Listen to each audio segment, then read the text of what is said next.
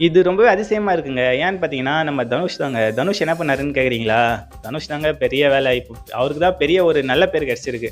அப்படி என்னன்னு பார்த்தீங்கன்னா, அப்படி என்ன நல்ல பேருன்னு பார்த்தீங்கன்னா, அவர் வந்து எந்த ஒரு ஹீரோ, ஹீரோயினி டைவர்ஸ் ஆனாலுமே, அந்த கேஸ் வந்துச்சுனாலே போதும். பேர் அடிபட ஆரம்பிச்சாலே சோசியல் மீடியா, நியூஸ்லலாம் நம்ம தனுஷ் தான் காரணம் அப்படின்ருவாங்க. ஏன்னா, இப்ப அமலா பாலுக்கும் சரி, ஜிவிக்கும் சரி, அப்புறம் ஜெயம் ரவிக்கு எதனா ஒரு ஆக்டர், எதனா ஒரு ஆக்ட்ரஸ் எங்கேயோ மும்பைல, டெல்லியில இருக்கிறவங்களுக்கு கூட எதனா ஃபேமஸான ஆக்டர், ஆக்ட்ரஸ்க்கு வந்து டைவர்ஸ் ஆக போகுது அப்படின்னு நியூஸ் வந்துச்சுன்னா, அது தனுஷ் தான்பா காரணம் அப்படின்ட்டு அவங்க கூட இருக்கிற ஃபோட்டோஸ் எடுத்து கிளிப்பை போட்டு ட்ரோல் பண்ணிட்டு இருப்பாங்க, மீம்ஸ் போட்டுன்னு இருப்பாங்க. ஆனா இந்த விஷயத்துல வந்து நம்ம தனுஷ் மேல கையே வைக்கலையே. ஸோ அவர் வந்து ஹாப்பியா இருக்காரு போல.